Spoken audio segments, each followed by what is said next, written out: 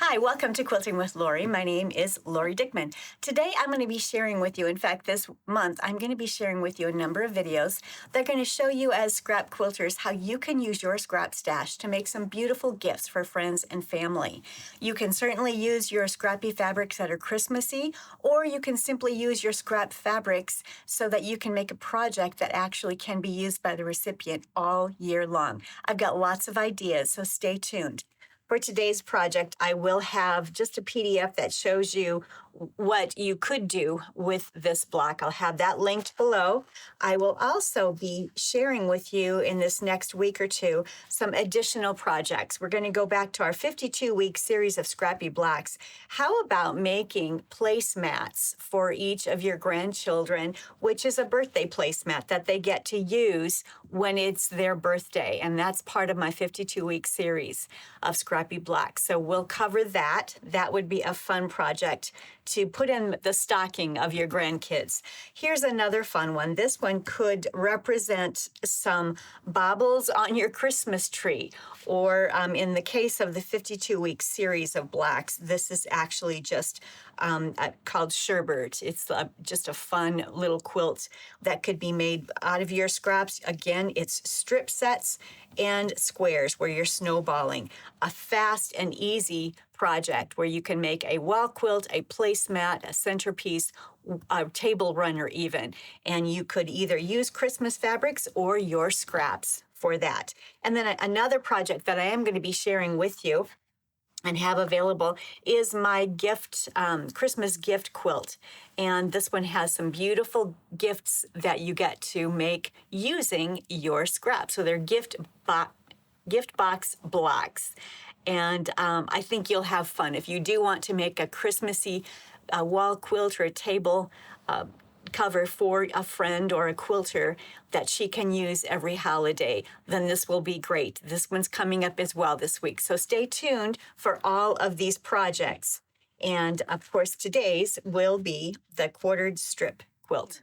Today we're going to be working on a quartered squares scrappy quilt. Now this one, I've made it up in a couple of different scrappy areas here. This one right here is sort of Christmassy. It's got the reds and the golds and the greens. So that one could be a nice Christmassy table centerpiece. Or you could simply use fabrics from your scraps. And this one, it's purples and whites and reds and blues, etc. Now, what I'm using for this project is 2.5-inch strips and 6-inch squares. We all seem to have those sizes in our stash, or at least I do. I love to make patterns of using the fabric squares and strips that I have on hand. So I simply went to my stash and I grabbed my 2.5-inch strip container and my 6-inch squares container. And I started pulling out what I needed for this project. And I think these will make some great centerpieces. I'll be able to put them together with just 4 blocks and get them quilted up in no time. I have a little PDF here just to show you, number one, this is the individual block that we're making. This is a strip set, light, dark, light, that we're going to be putting together and subcutting into 6.5-inch subcuts. And then we're going to take squares, the 6-inch squares, and we're going to cut them on the diagonal. And we're going to add darks on 2 sides and lights or mediums on the other 2 sides. So that is one block. And here there's 1, 2, 3, 4 blocks that made this centerpiece here that I've created. Very quick, very easy. You could create 2 of these and that would end up being a table runner, or you could create all of this and this ends up being a small wall quilt. This bottom one here has a total of 9 of these blocks in it. So there's 9 of these to create the wall quilt. And of course you can make it as large as you want. Now this PDF, and I'll go ahead and attach this, and you're just using 2.5-inch strips and 6-inch squares for this. And I'm going to show you the instructions here on how to do it. But you can make as many as you want and make it as large as you want or as small as you want. You can make your scrappy quilt not so scrappy. Maybe you want it to be a more controlled scraps, maybe in blues, creams, and blacks like this. Maybe you want it to be all your Christmas fabrics. It's up to you. The scraps are yours. The pattern is yours. Let's have fun. Now let's go to the tabletop and see how this is done. All right, so here is a sample of one of the little table centerpieces that I've done. And I'm going to show you some ideas on how you can quilt this too. But the first thing that I did was I went into my 2.5-inch strips and I grabbed 2 lights and a dark. Now you don't have to do it this way. You might want to go 2 darks and a light. Totally up to you. I happen to use 2 lights and a dark. And I made some strip sets. I have another one here because I'm going to need more than just this little piece that's left over. I had a lot of yellows and whites in my 2.5-inch strips. So they're kind of the unifying center in these centerpieces that I'm making. And that does help to give your eye a resting place. If you're concerned about it being too scrappy, try and make either the inside or the outside of your scrappy blacks to have some uniform fabrics, and that will just help your eye to have a resting place. Now, let's take a look at what I have in front of me here. For each block, I need a 6-inch light, a 6-inch dark. And some of these darks could be mediums if you choose, just what you have in your stash. There just should be some contrast. And then here's another one. I've got a light, 6-inch light, 6-inch dark, a 6-inch light, a 6-inch dark, a 6-inch light, and a 6-inch dark. So I have those, and they're each going to be the section that goes around my strip piece. So the first thing I'll do is subcut my strip pieces into 6.5-inch segments. Then I am going to cut each one of these 6-inch squares on the diagonal. So let's do that.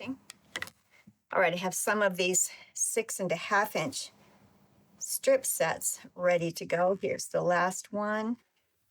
All right, I have 4 of those ready to go. We'll set that aside. Now we are going to cut, and these again are 6-inch squares. And we're going to cut those once on the diagonal. All right, so now what we're going to do is this. And again, this is another place where you can change out how you put these together. I put the dark triangles on top of the strip set, top and the bottom of the strip set as it was going up and down. And then I put the light ones so they kind of matched the light area there. You can do this any way you want. Maybe you would prefer to have these darker strip sets there and the lighter ones here. However you want to put it together. Totally up to you. This is your quilt, your block. You have fun with it. What I like to do before I actually piece these together is simply, these are oversized. These 6-inch triangles are actually oversized, and I did that on purpose. And I am simply going to create a crease in the bottom area there on every one of these triangles. And you can do this real quickly at the iron with the whole thing at one time. I'm also going to create a crease on the strip set itself.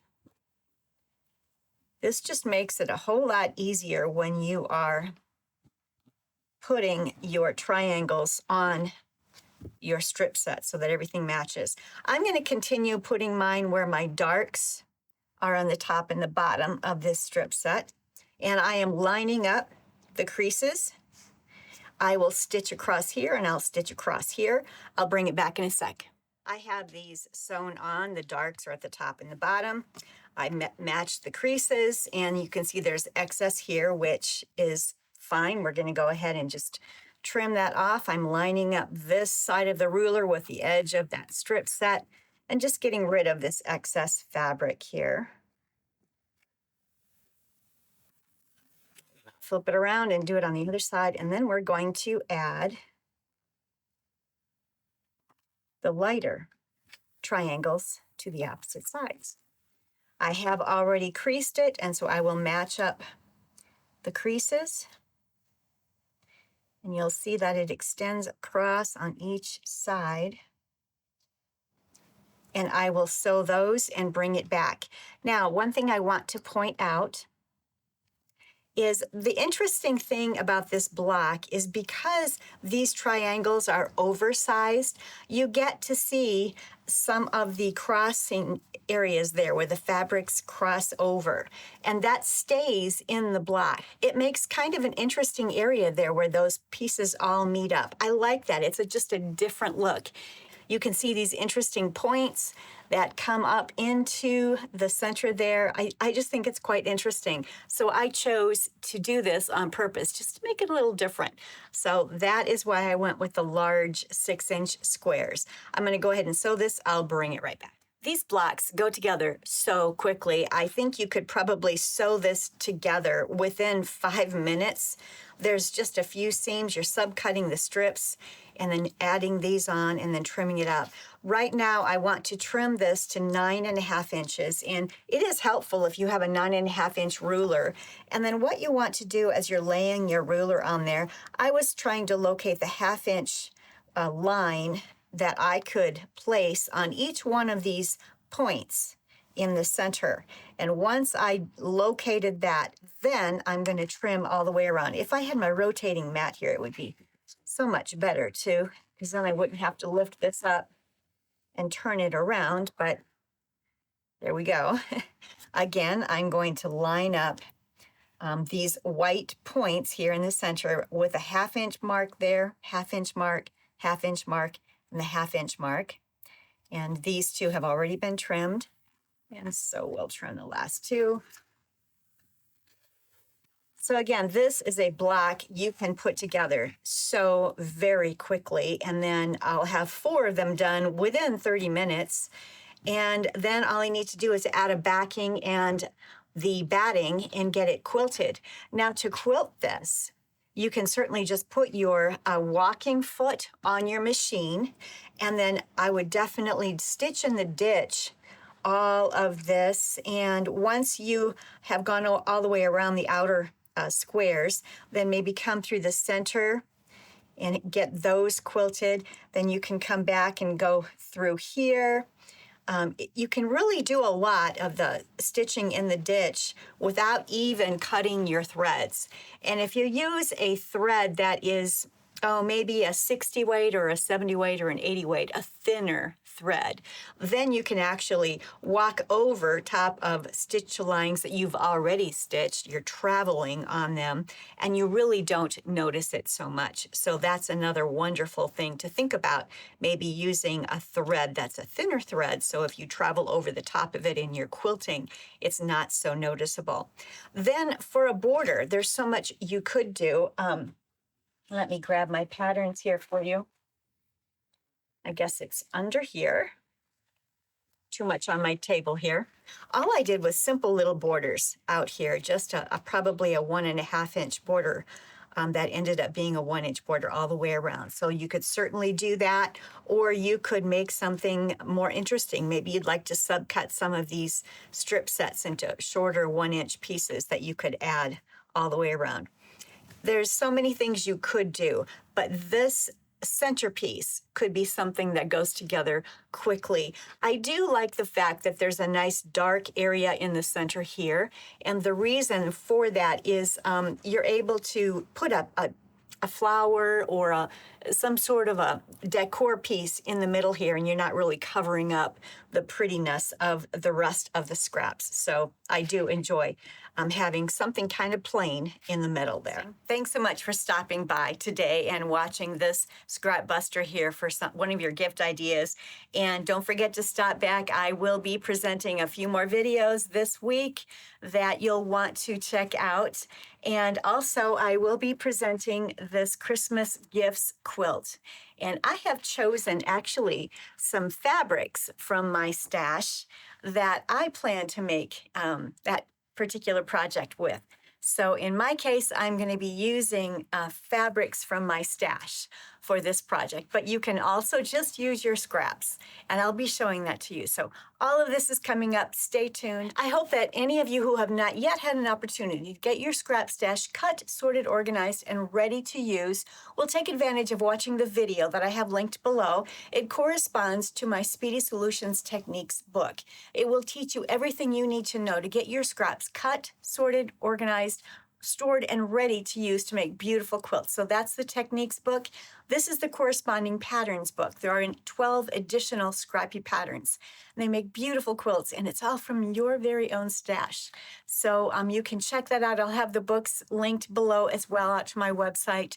But definitely watch that video so that you'll know what you can do to get your scrap stash ready to go. And it's wonderful to be able to use fabric that you already have in your sewing room to make beautiful projects. So I hope that you'll be making some of these Christmas project ideas this year for your friends and family. Thank you so much. I look forward to seeing you next time on Quilting with Lori. Happy quilting.